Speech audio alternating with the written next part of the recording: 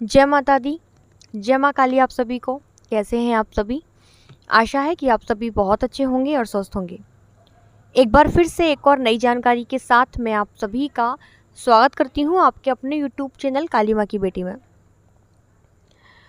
आज की वीडियो में हम बात करेंगे कि जिन बच्चों को सवारी आती है तो वो सवारी से वचन कैसे लें और सवारी से वचन लेना क्यों ज़रूरी है। जिस किसी को भी सवारी आती है, एक सवारी होती है नियंत्रित शक्ति की और एक सवारी होती है अनियंत्रित शक्ति की। तो शक्ति को नियंत्रित कैसे किया जाता है, नियंत्रण में उसको लेना है तो उसका वचनबद्ध होना बहुत ज़रूरी है।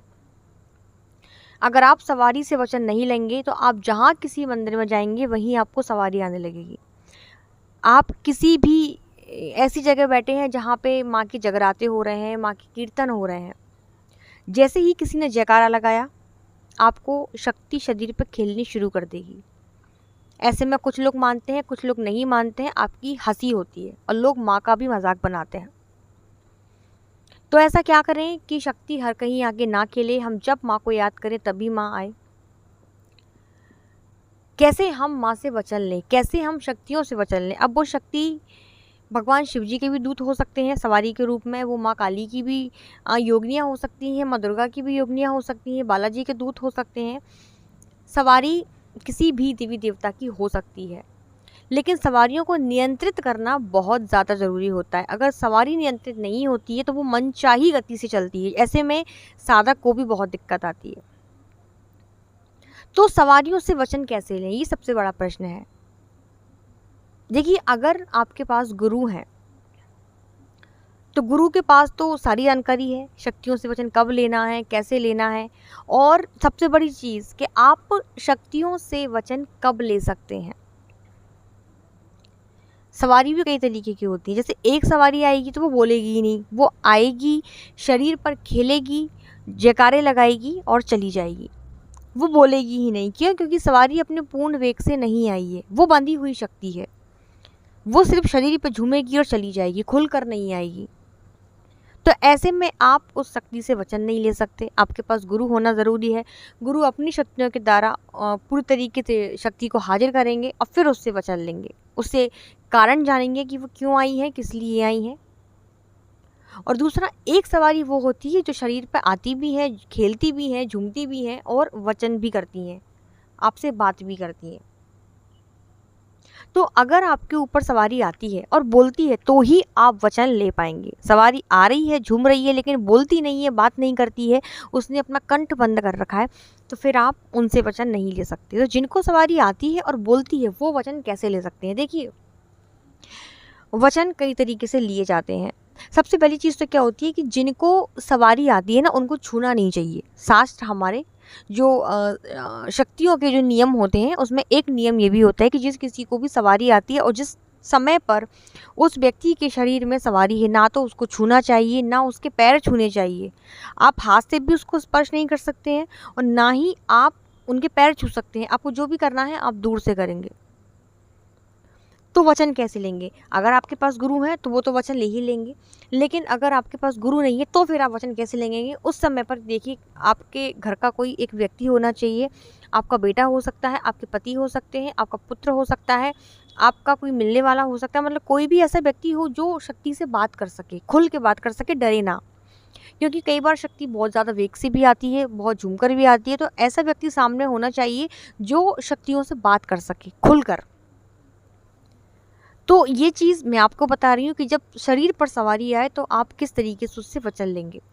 सबसे पहली चीज़, वचन पंच तत्वों में लिया जाता है। आप अग्नि को साक्षी मानकर ले सकते हैं, आप गंगा जल के भी द्वारा वचन भरवा सकते हैं, आप धरती को साक्षी मानकर, समस्त देवताओं को साक्षी मानकर, जैसे माँ काली की सवारी है, माँ दुर्गा की सवारी है, शिव जी को साक्षी मानकर आप वचन ले सकते हैं। नमक के द्वारा भी वचन लिया जाता है। तो सबसे पहली चीज़, वचन कब भरवाने हैं। सबसे पहले तो आपको ये पता होना चाहिए कि वो सवारी सच में माँ काली की ही है या माँ दुर्गा की, मतलब वो सवारी सात्विक है, वो सवारी सही सवारी है या कोई नकारात्मक तो नहीं है, सकारात्मक शक्ति है या नकारात्मक शक्ति है, पहले आपको ये पता करना होगा। ये कैसे पता करते हैं ये भी मैं आपको छोटा सा एक बता देती हूँ कि आप कैसे पता लगा सकते हैं। पहली चीज़ तो जब सवारी आएगी तो वो जयकारा लगा के आएगी। महादेव का जयकारा लगाएंगी, हनुमान जी का जयकारा लगाएंगी, माँ दुर्गा का, माँ काली का जयकारा लगाएंगी। कोई भी सकारात्मक शक्ति होगी जयकारा ज़रूर लगाएंगी और अपने धाम का जयकारा ज़रूर लगाएंगी।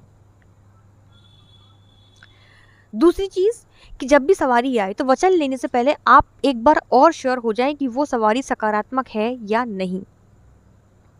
इसके लिए आपको क्या करना है, आपको एक कटोरी में, थोड़ी चौड़ी कटोरी होनी चाहिए, आप उसमें गंगा जल लें और गंगा जल को आपको एक नया चाकू लेना है और आप 5 बार चाकू से गंगा जल के पानी को काट देना है, उस जल को काट देना है।